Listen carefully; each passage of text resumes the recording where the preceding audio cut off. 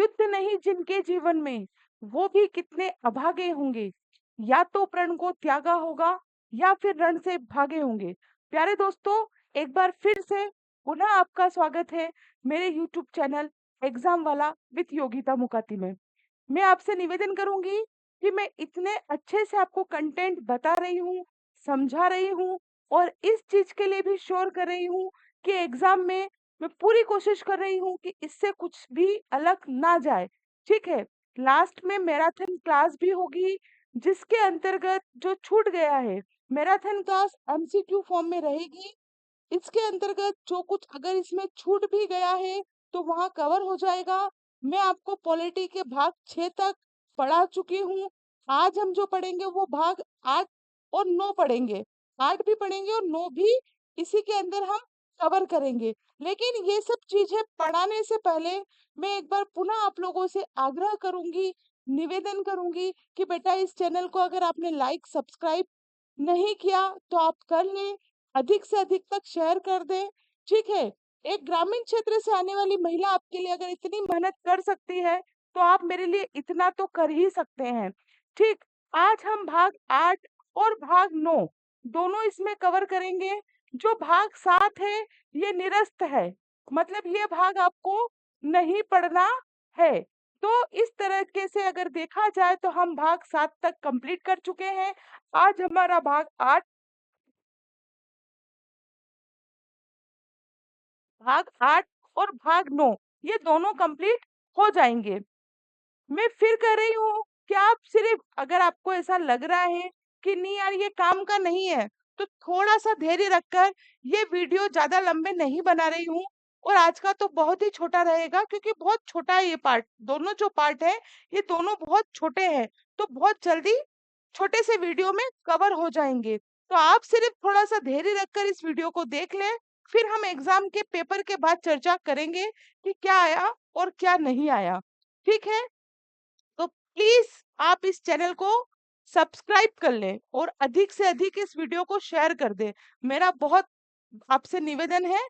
ठीक है, एक गुरु की दुआ लगेगी आप लोगों को। चलिए, अब हम स्टार्ट करते हैं भाग 8। भाग 8 में जो है 293 से 242 तक दिया हुआ है।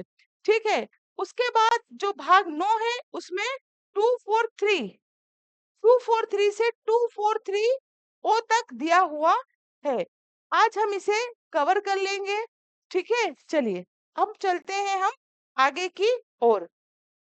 भारत का जो भाग 8 है वो आप पढ़ेंगे भारतीय संविधान का भाग 8 केंद्र शासित, जो आपके केंद्र शासित प्रदेश है, यूनियन टेरिटरीज, इसके बारे में बताता है।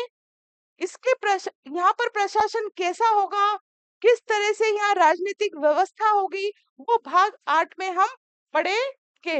इसमें अनुच्छेद ज्यादा नहीं है, 239 से 242 तक शामिल है, जो कि इतने इम्पोर्टेंट नहीं है, लेकिन फिर भी मैं आपको पढ़ा दूंगी।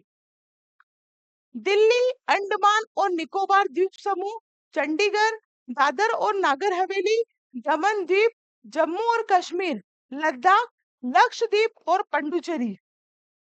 क्षेत्रफल की दृष्टि से ये इम्पोर्टेंट फैक्ट है, जो इम्पोर्टेंट है वो मैं आपको बताते जा रही हूँ।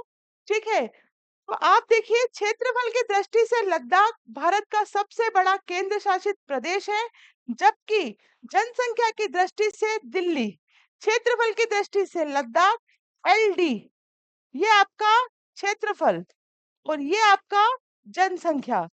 जनसंख्या की दृष्टि से जो केंद्र शासित हमारा राज्य है, प्रदेश है, वो दिल्ली है। और ये जो है क्षेत्रफल की दृष्टि से है, क्षेत्रफल की दृष्टि से सबसे बड़ा केंद्र शासित प्रदेश लद्दाख है, जबकि जनसंख्या की दृष्टि से सबसे बड़ा केंद्र शासित प्रदेश हमारा कौन सा है, दिल्ली है। इस स्लाइड में यही इंपॉर्टेंट है। चलिए, उसके बाद ये आर्टिकल है जो कि इतने इम्पोर्टेंट नहीं है, आप चाहें तो एक सरसरी निगाह से इसे देख सकते हैं। आर्टिकल 239, 240, 241, 242 तो इम्पोर्टेंट बिल्कुल भी नहीं है, इसलिए मैंने उसे इंक्लूड नहीं किया। तो 239 केंद्र शासित प्रदेश के प्रशासन से संबंधित है। यह अनुच्छेद राष्ट्रपति को प्रशासक नियुक्त करने का अधिकार देता है, जो केंद्र शासित प्रदेशों का क्या करेगा, प्रशासन करेगा। आर्टिकल 240 यह राष्ट्रपति को कुछ केंद्र शासित प्रदेशों के लिए विनिमय बनाने की शक्ति देता है। यह शक्ति उन क्षेत्रों की शांति, प्रगति और सुशासन निश्चित करने के लिए है जहां विधानसभा नहीं है। अनुच्छेद 241 केंद्र शासित प्रदेशों के लिए उच्च न्यायालयों से संबंधित है। यह संसद को यह शक्ति देता है कि वह कानून बनाकर किसी केंद्र शासित प्रदेश के लिए उच्च न्यायालय स्थापित करे या किसी मौजूदा न्यायालय को उच्च न्यायालय घोषित कर सके। ठीक है, ये आर्टिकल है जो कि इतने इम्पोर्टेंट नहीं है, लेकिन फिर भी पीसीएस एग्जाम आजकल बहुत डीपली पूछता है। आप थोड़ा सा इस पे एक सरसरी निगाह डाल सकते हैं।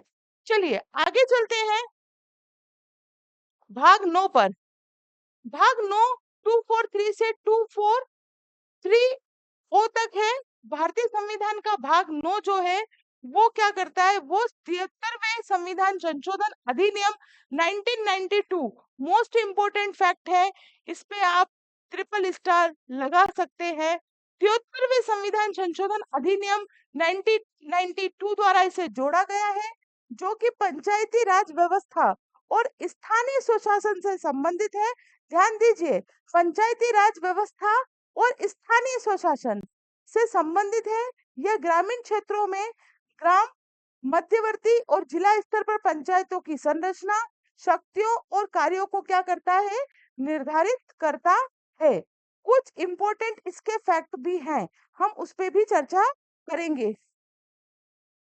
कुछ इंपॉर्टेंट फैक्ट, ये बहुत इंपॉर्टेंट फैक्ट है।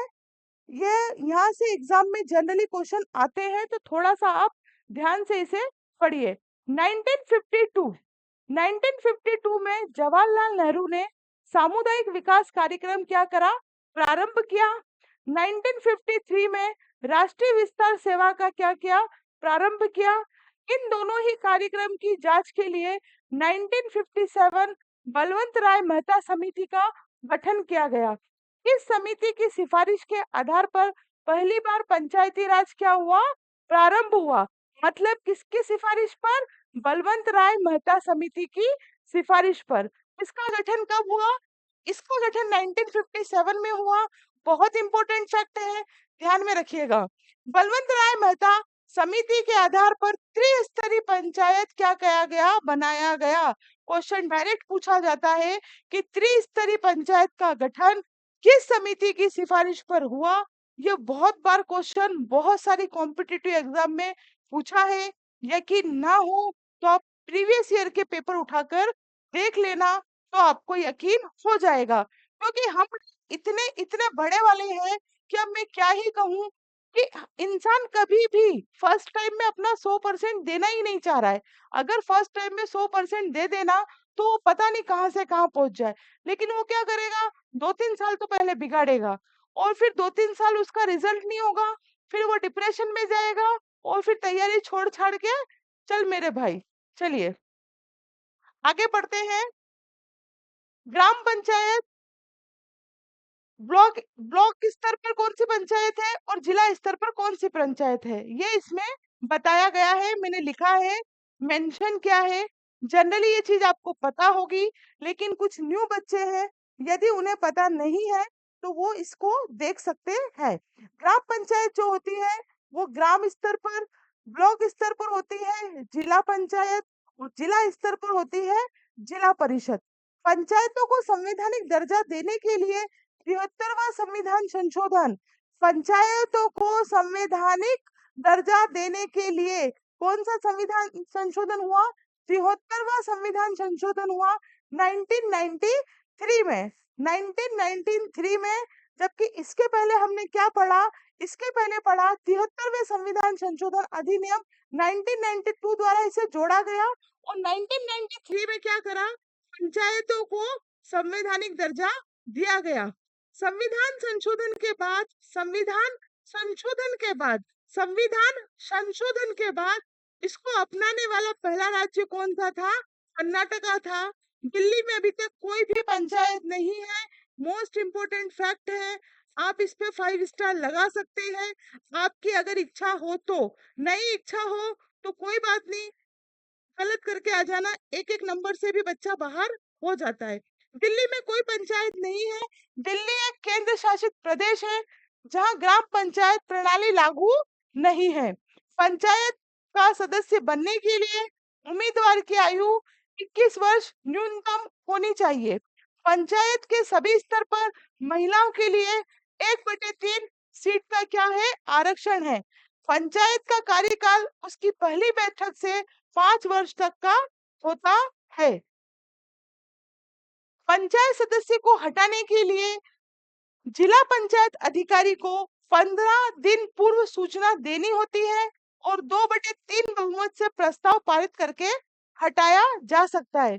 मुखिया अपना त्याग पत्र जिला पंचायत अधिकारी को देता है, यह भी इम्पोर्टेंट है। पंचायत सदस्यों को खाली सीटों को 6 महीने के अंदर चुनाव करके उसे भरना होता है। अगर कोई सीट खाली है तो 6 महीने के अंदर क्या करना है, आपको इलेक्शन कराना है और उसे क्या करना है, फिल करना है उस स्थान को। पंचायतों के सभी स्तर का चुनाव यह बहुत इंपॉर्टेंट है, राज्य निर्वाचन आयोग करवाता है। राज्य निर्वाचन आयोग करवाता है। पंचायतों के वित्तीय स्थिति की जांच के लिए राज्यपाल, ये भी ध्यान रखना है, राज्यपाल ना कि मुख्यमंत्री, राज्यपाल प्रति 5 वर्ष पर राज्य वित्त आयोग का गठन करता है। 73वें संविधान संशोधन 24 अप्रैल, ये तारीख भी आपको ध्यान रखनी है, 24 अप्रैल 1993 के द्वारा 11वीं अनुसूची जोड़ी गई और पंचायतों को ये भी ध्यान रखना है कि कितने विषय हैं, तो 29 विषय है। पंचायतों की बैठक 2 महीने में एक बार होना आवश्यक है। यहाँ तक आपका भाग 9 कंप्लीट हो जाता है। कल हम भाग 9 का पढ़ेंगे, ठीक है। तो आपसे पुनः एक बार निवेदन है कि वीडियो को लाइक कर दीजिए, चैनल को सब्सक्राइब कर लीजिए। आपका 1 रुपया भी नहीं लगेगा, लेकिन मुझे बहुत मदद मिल जाएगी। और अधिक से अधिक ये वीडियो आप शेयर करें। नेक्स्ट वीडियो में बहुत जल्द मुलाकात होगी। तब तक के लिए जय हिंद, जय Bharat. Thank you very much.